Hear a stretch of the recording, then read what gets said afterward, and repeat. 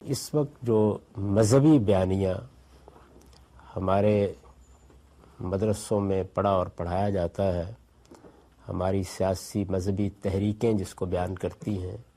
اور مذہبی ذہن جس سے تشکیل پاتا ہے، اس کے بنیادی نکات کیا ہیں؟ میں نے آپ کے سامنے 4 نکات کی وضاحت کر دی۔ 5واں نقطہ جو حقیقت میں ایک فرعی ہے، وہ یہ ہے کہ جب دارالاسلام یا خلافت اپنا نظم قائم کر لیتی ہے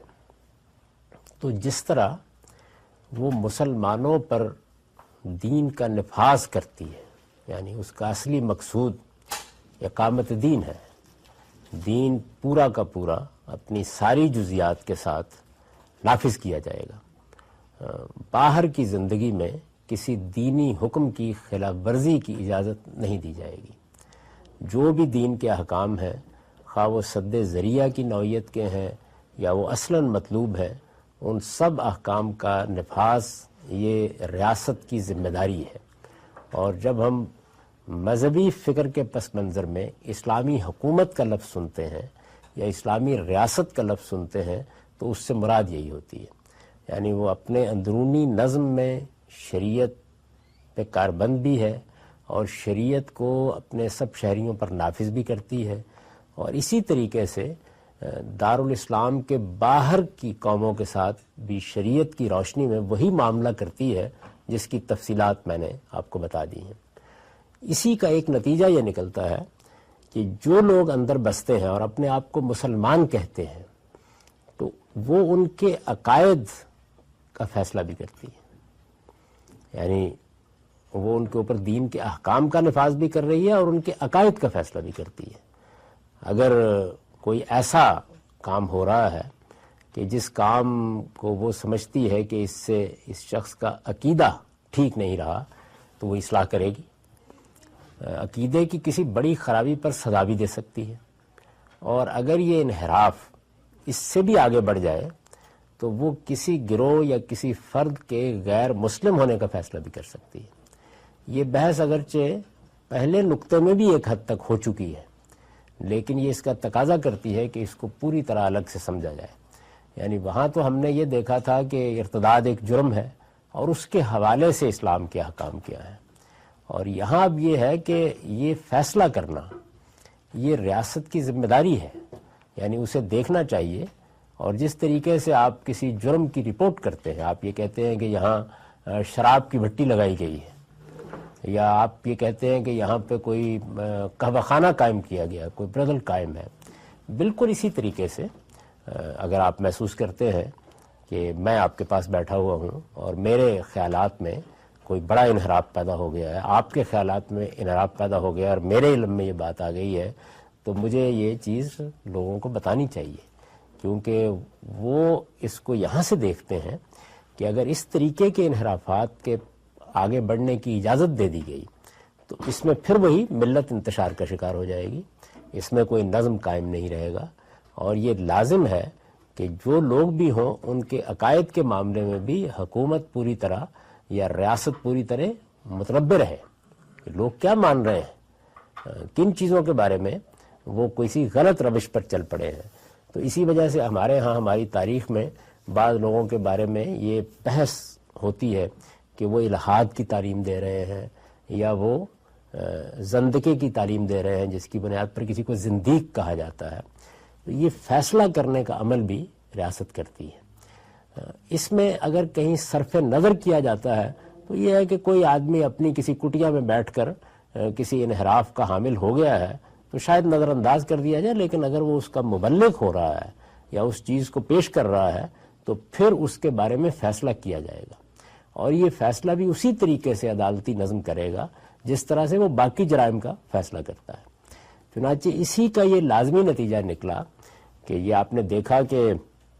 مختلف جو مسلمان حکومتیں ہیں یا جن میں مذہب کو کوئی اہمیت دی گئی ہے، ان میں مذہبی محکمے باقاعدہ فہرست بنا دیتے ہیں، دور حاضر میں بھی ہے۔ مثلا ملیشیا میں بھی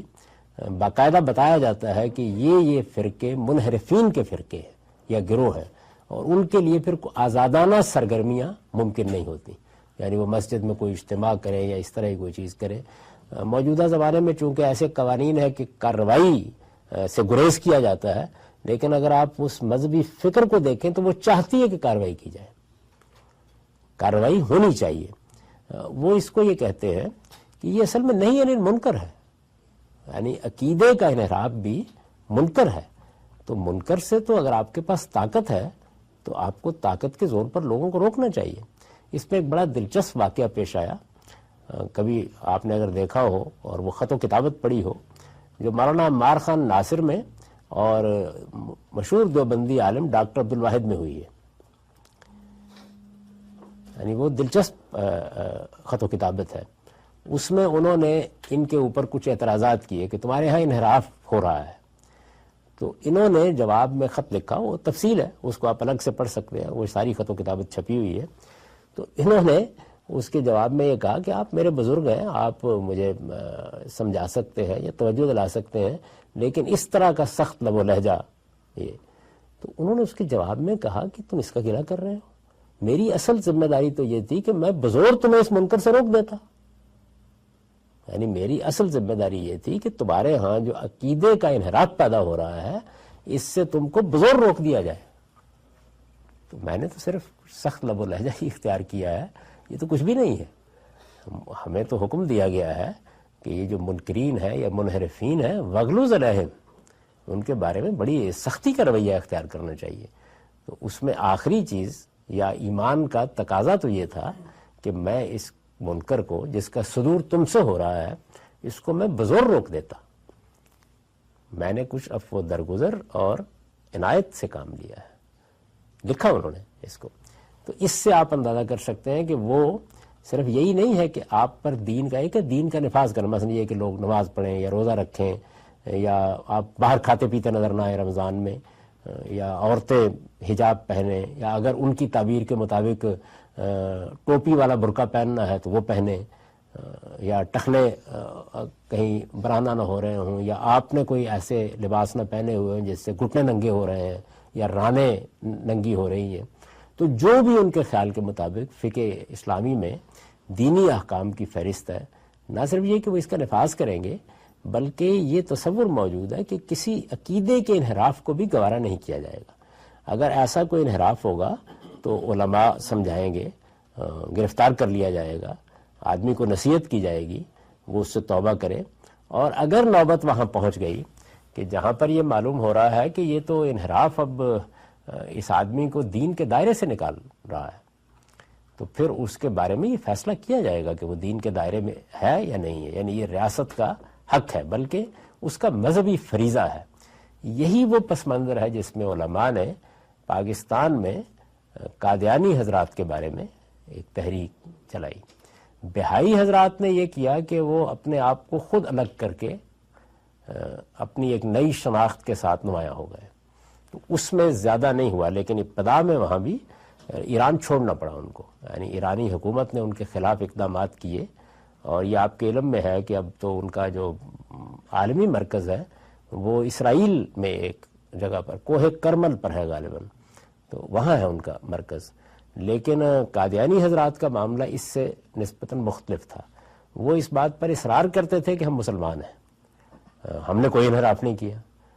آپ حضرات بعض چیزوں کے معاملے میں غلط رائے اختیار کیے ہوئے ہیں اور ہم نے اس کی تصحیح کی ہے، اور نبوت جیسی رحمت سے مسلمان امت کو محروم کر دیا گیا تھا۔ ہم نے تو یہ بتایا ہے کہ خدا کی اس رحمت کا ظہور قیامت تک ہوتا رہے گا۔ محمد الرسول اللہ صلی اللہ علیہ وسلم پر ختم نبوت کا یہ مطلب نہیں ہے جو آپ لوگوں نے سمجھ لیا۔ اس کا مطلب یہ ہے کہ آپ جو کوئی بھی نبی آئیں گے یا جن کو الہام ہوگا یا جن پہ وحی آئے گی، وہ رسول اللہ صلی اللہ علیہ وسلم کی برتری کو مان کر آپ کی امت کا حصہ بن کر رہیں گے، بالکل اسی طرح جیسے موسیٰ علیہ السلام کے بعد بنی اسرائیل میں پیغمبر آتے رہے ہیں، یعنی وہ کوئی اپنی شریعت لے کر نہیں آتے تھے، یا وہ موسیٰ علیہ السلام کی حیثیت کو چیلنج نہیں کرتے تھے، یا موسیٰ علیہ السلام نے جو کتاب دے دی تھی اس سے انحراف نہیں کرتے تھے، بلکہ وہ مسلمانوں کی اصلاح کا کام انجام دیتے تھے۔ تو یہ بھی اسی طرح کی نبوت ہے، یہ رہے گی۔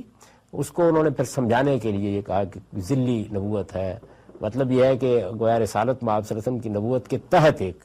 نبوت ہے، یا میں تابعی نبی ہوں، اس طرح کی بہت سی تعبیریں انہوں نے اس مقصد کے لیے اختیار کی. تو اس میں بھی پھر علماء کی طرف سے یہ مطالبہ سامنے آیا کہ یہ فیصلہ کیا جائے. یعنی ان لوگوں نے نئی نبوت کا اقرار کر کے اپنے آپ کو اسلام کے دائرے سے باہر کر لیا. تو یہ دیکھیے کہ جو مذہبی ذہن ہے وہ ہم سب کے بارے میں، آپ کے بارے میں بھی، میرے بارے میں بھی، اپنے لوگوں کے بارے میں بھی، وہ بار بار یہ فیصلہ کرتا ہے کہ یہ شخص یہ بات کہہ کے دائرہ اسلام سے خارج ہو گیا ہے، یہ بات کہہ کہ اس نے ایسا کلمہ کفر کہہ دیا کہ اس کا نکاح ٹوٹ گیا ہے. اسی زبان سے گفتگو کر رہے ہوتے ہیں، اس لیے کہ یہ ان کے ہاں بڑی اہمیت کی حامل چیز ہے اور یہ ایک مذہبی فریضہ ہے تاکہ لوگوں کو بتا دیا جائے کہ یہ انحراف کس درجے کا ہے، کیا یہ اس درجے کا انحراف ہے. اور وہ اس کو مذہبی جذبے ہی سے انجام بھی دیتے ہیں. یعنی ایسے لوگ ہیں کہ جنہوں نے اپنی زندگی وقف کر دی کہ وہ قادیانی فتنے کے استحصال کے لیے جدوجہد کریں گے، لوگوں کو ایجوکیٹ کریں گے. تو دونوں جہت سے انہوں نے کام کیا. یعنی مسلمانوں کے دلوں میں اس فتنے سے بقول ان کے شدید نفرت پیدا کرنے کی کوشش کی جائے، اور دوسری جانب ریاست کو مجبور کیا جائے کہ وہ بھی اقدام کرے. تو اس میں دیکھیے کہ پھر پے در پے معاملات ہوئے. یعنی پہلے عدالت کی بنیاد پر بہت سے فیصلے ہوئے، پھر ان فیصلوں کی بنیاد پر کچھ تحریکیں اٹھنا شروع ہوئیں، یہاں تک کہ پھر پاکستان کی پارلیمنٹ کی سطح کے اوپر، اور وہ بھی ذوالفقار علی بھٹو صاحب کی حکومت میں، یہ فیصلہ ہوا کہ ان کو مسلمانوں کی جماعت سے الگ کر دیا جائے. اور پھر یہی فیصلہ نہیں ہوا، پھر اس سے آگے بڑھ کر جب مذہبی لوگوں کے لیے زیادہ قوت حاصل کرنے کا موقع پیدا ہوا جنرل ضیاء الحق صاحب کے زمانے میں، تو انہوں نے بعض اور فیصلے بھی کرائے. مثال کے طور پر یہ کہ وہ اپنی عبادت گاہ پر مسجد نہیں کہہ سکتے، وہ اس مسجد کے اوپر جو ان کے نزدیک مسجد ہے اس پر کوئی ایسی علامت نہیں بنا سکتے یا ایسا کوئی کلمہ نہیں لکھ سکتے کہ جس سے دیکھنے والوں کو یہ تاثر ہو کہ یہ مسلمانوں کی عبادت گاہ ہے. چنانچہ اگر کسی ان کی اس طرح کی عبادت گاہ پر لا الہ الا اللہ محمد الرسول اللہ بھی لکھا ہوا تھا تو آپ کے علم میں ہے کہ پاکستان میں یا تو یہ کہا گیا کہ اس کو مٹا دیجیے، اور بعض جگہوں کے اوپر جب انہوں نے مٹانے سے انکار کر دیا تو ان کو پابند کیا گیا کہ آپ اس کو چھپائیے. چنانچہ اگر آپ علامہ اقبال روڈ پر جو سب سے بڑا مرکز ہے اس کو دیکھیں، دارالذکر کے نام سے وہ مرکز ہے، تو اس کے بالکل اوپر عمارت میں لکھا ہوا تھا یہی کلمہ طیبہ، اس کے اوپر 2 لکڑی کے تختے لگا کے اس کو چھپا دیا گیا ہے. تو یہ بھی پھر قانون بنے. اسی طرح یہاں تک نوبت پہنچ گئی کہ اگر ان میں سے کوئی شخص آپ کے ساتھ گفتگو کر رہا ہو اور وہ قرآن کی آیت پڑھ کے سنا رہا ہے تو قرآن تو اب ان کا نہیں رہا، تو اس وجہ سے یہ قابل تعزیر جرم بن جائے گا کہ اس نے اپنے آپ کو قرآن پیش کر کے اصل میں مسلمان ظاہر کرنے کی کوشش کی ہے. اسی طرح ان کی تبلیغی کاوشوں پر بھی پاکستان میں پابندی لگا دی گئی. ان کے تدفین کے مسائل پیدا ہو گئے. کسی گاؤں میں کسی جگہ پر ایک قبرستان بنا ہوا ہے تو اس میں کسی قادیانی بچے کو دفن کر دیا گیا، تو پھر بعض موقعوں کے اوپر ایسا ہنگامہ ہوا کہ لاش نکالنی پڑی، دوسری جگہ لے جانا پڑا. بعض اوقات جنازے تدفین کے لیے آئے ہوئے واپس کر دینے پڑے. تو یہ آپ سے عرض کر رہا ہوں کہ اس میں یہاں تک اس دور میں ہوا، یعنی یہ جو جدید زمانہ ہے جس میں بڑی چیزیں تبدیل ہو گئی ہیں، اس کی وجہ یہ ہے کہ یہ مذہبی اثر و رسوخ ہے وہ ہمارے ملک میں بہت غیر معمولی ہے. مدرسوں کی ایک بڑی طاقت ہے، اسی طرح مسجدیں چونکہ جمعہ کا ممبر علماء کے پاس ہے، ان کو ایک بڑی قوت اس سے حاصل ہے. پھر انہوں نے سیاسی تحریکیں بھی منظم کر لی ہیں، ریاست کی طرف سے بھی کہیں کہیں سرپرستی ہوتی ہے اور ریاست اپنی بعض ضرورتوں کے لیے ان کی محتاج بھی رہتی ہے. تو ان ساری چیزوں نے وہ صورتحال پیدا کی کہ جس میں بظاہر ایک بالکل لبرل ذہن کا آدمی، یعنی ذوالفقار علی بھٹو صاحب کوئی مذہبی آدمی نہیں تھے، ان کی حکومت میں اس فیصلے کی شروعات ہوئی اور یہ جنرل ضیاء الحق صاحب کے زمانے میں پایہ تکمیل کو پہنچ گیا. تو چنانچہ اس کی بنیاد کے اوپر وہ پھر ہر موقع میں یہ چاہتے ہیں کہ ریاست یہ فیصلہ کرے، اور اگر کوئی شخص انحراف کی دعوت دے رہا ہے تو اس کو ریاست اپنی طاقت سے روک دے. اس وقت جو آپ دیکھ رہے ہیں کہ ریاست پاکستان میں یا بعض جگہوں کے اوپر اگر ان کے نقطہ نظر میں کوئی منحرف ہے، جس کی ایک مثال میں خود ہوں، تو اگر میں سوسائٹی کو مذہب بتا رہا ہوں یا دین بتا رہا ہوں تو یہ ایک المناک صورتحال ہے کہ مجھے اس کی اجازت دی جا رہی ہے. اصلاً میری زبان بندی تو کم سے کم ہو ہی جانی چاہیے. یعنی یہ کہ پبلک میڈیا پر آ کر میں کچھ کہوں، چھوٹے حلقوں میں بھی یہ نہیں ہونا چاہیے۔ تو اس میں چونکہ وہ خیال کرتے ہیں کہ ریاست اپنی ذمہ داری نہیں انجام دے رہی، یعنی وہ اپنا فرض پورا نہیں کر رہی۔ وہاں تو قانون سازی ہو چکی ہے قادیانی حضرات کے بارے میں، تو وہاں عام طور پر پولیس کو بلا لیا جاتا ہے۔ توہین رسالت کے معاملے میں بھی قانون سازی ہو چکی ہے، تو وہاں مقدمے کی طرف وہ چلے جاتے ہیں۔ لیکن ادھر صورتحال یہ ہے کہ جہاں اس طرح کا معاملہ بھی نہیں ہوا اور ان کے نزدیک کوئی انحراف ہے، تو وہاں پھر قتل و غارت کی نوبت بھی آ جاتی ہے، یعنی پھر انفرادی طور پر بھی لوگ اقدام کرتے ہیں۔ اس طرح بعض گروپ، بعض گروہ بھی اس طرح کا اقدام کرتے ہیں۔ اس سے ان کا مقصد یہ ہوتا ہے کہ ایک دینی اور مذہبی فریضہ تھا، یعنی مسلمان ملت کو اس طرح کے انحراف سے پاک رہنا چاہیے، وہ ریاست نے چونکہ انجام نہیں دیا تو اس وجہ سے ہم انجام دے رہے ہیں۔ تو مقصد صرف یہ بتانے سے ہے کہ یہ پانچواں نقطہ جو ہے کہ ریاست نہ صرف یہ کہ دین کا نفاذ کرے گی ہر معاملے میں، جزیات تک میں، یہی اس کا فرض ہے، یہی اس کی ذمہ داری ہے۔ چھوٹی چھوٹی چیز میں بھی باقاعدہ نگرانی کرے گی کہ لوگ دین پر عمل کر رہے ہیں یا نہیں کر رہے ہیں، اور وہ نہیں کر رہے ہیں تو ان کو ان کے لحاظ سے یعنی کہیں سمجھائے گی، کہیں طاقت سے کہے گی، لیکن کسی انحراف کو گوارا نہیں کرے گی۔ اس سے آگے بڑھ کر وہ عقیدے کے معاملے میں بھی ایسا ہی طریقہ اختیار کرے گی۔ مثال کے طور پر اگر کوئی مذہبی حکومت صحیح خطوط پر قائم ہو جاتی ہے یا خلافت کا احیاء ہو جاتا ہے، تو یہ ایک بحث ہے کہ مثال کے طور پر اگر خلافت کو چلانے والے لوگ یا ذمہ دار لوگ یا اس کا محکمہ قضا آپ کہہ لیجئے، اس کے خیال کے مطابق معراج جسمانی ہی ہے اور میں یا کوئی اور آدمی اس کی کوئی دوسری تعویل کرتا ہے، تو یہ امکان ہے کہ یہ محض یہ چیز تکفیر کا باعث بن جائے، یعنی یہ بھی ایک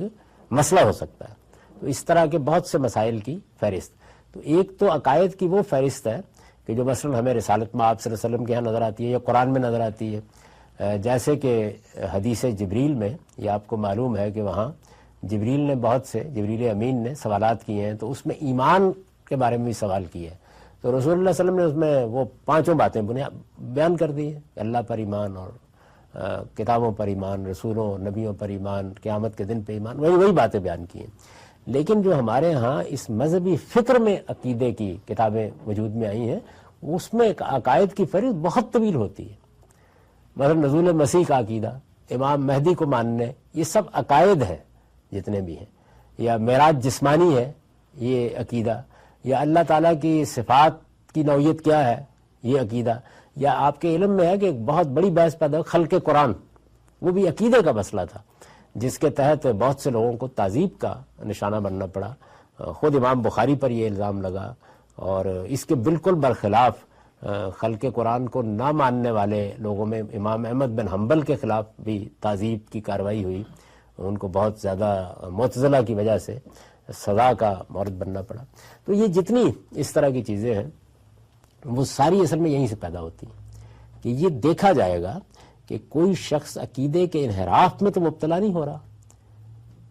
ملت اسلامیہ کو انتشار کے سپرد نہیں کیا جا سکتا، تو جو بھی اس کا نظم ہوگا، اس میں کوئی قضا ہوگا، محکمہ ہوگا، اس میں کوئی چیف جسٹس ہوگا، تو جیسے اس کا یہ کام ہے کہ وہ لوگوں پر دین کے نفاذ کے مقدمات سنے، اسی طرح دین سے انحراف کے